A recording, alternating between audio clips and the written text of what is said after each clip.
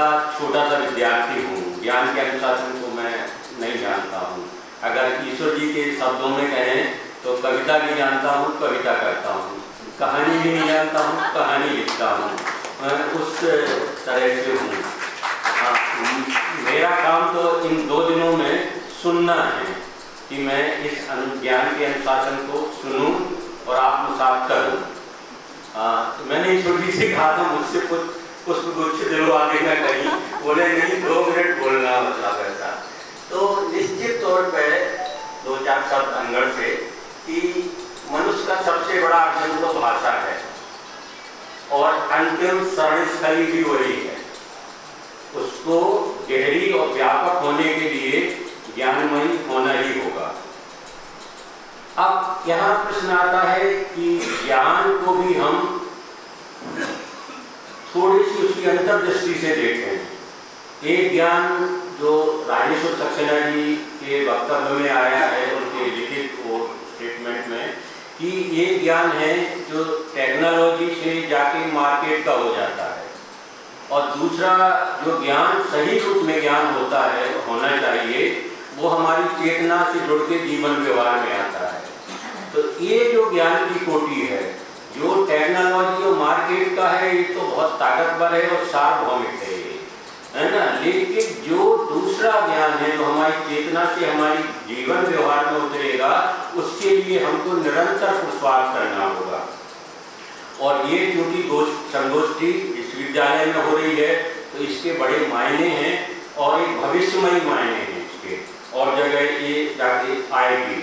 अब इन ज्ञान में भी जो हमको हमारे होने के लिए जरूरी है, वो ज्ञान जो सही में हमें मुक्त करे, सत्ता से भी मुक्त करे, वो ज्ञान हमको किन किन अनुशासन से आ सकता है।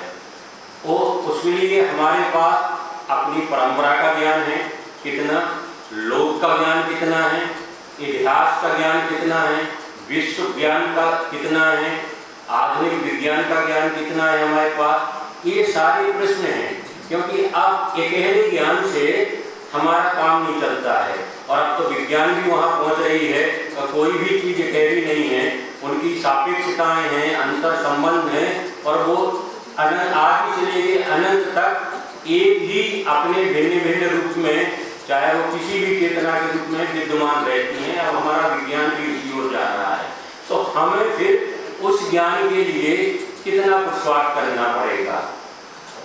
देश काल की परिस्थिति का भी ज्ञान हमारा क्या है, ये भी एक प्रश्न आता है। हमारे दार्शनिक मुकुंद लाट जी का एक वक्तव्य मुझे बार बार याद रहता है, मेरे साथ रहता है, कि हमारा पूर्वा पक्ष क्या है।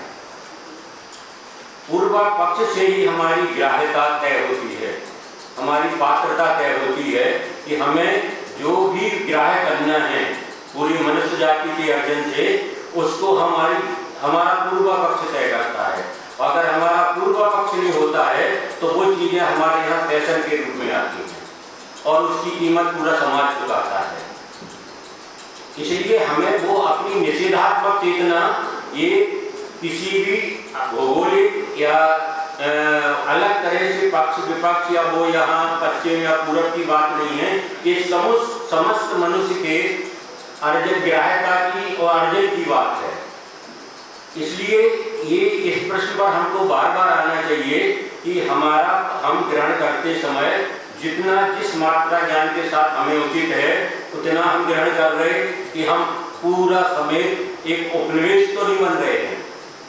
किसी भी विचार का एक, या वो विचार वो कहाँ से आ रहा, किस सत्ता से या किस मार्केट से, हम उसका उपनिवेश तो नहीं बन रहे। ये चेतना बेहद जरूरी है। जैसे बहुत सारे विमर्श पश्चिम में आउट ऑफ डेटेड हो गए, लेकिन हम उन्हें बड़ी उत्तेजना से आज भी किए जा रहे हैं। तो ये जो हमारा विवेक है, इसके लिए निश्चित तौर पे बातचीत होगी, क्योंकि गांधी जी ने, अब हम चूंकि शिक्षा के केंद्र में बैठे हैं, गांधी जी ने आधुनिक शिक्षा को संशय से देखा था। उन्होंने कहा था ये शिक्षा, आधुनिक शिक्षा मनुष्य के नैतिक कद में एक सूत्र वृद्धि नहीं करती है। इसलिए हमें गांधी जी के इस कथन को बार बार याद रखना पड़ेगा, और इस आधुनिक शिक्षा को, इसका मानवीकरण करने के लिए, हम में नैतिक नैतिक एक जगह है, इसके लिए निरंतर पुरुषार्थ करना होगा। धन्यवाद।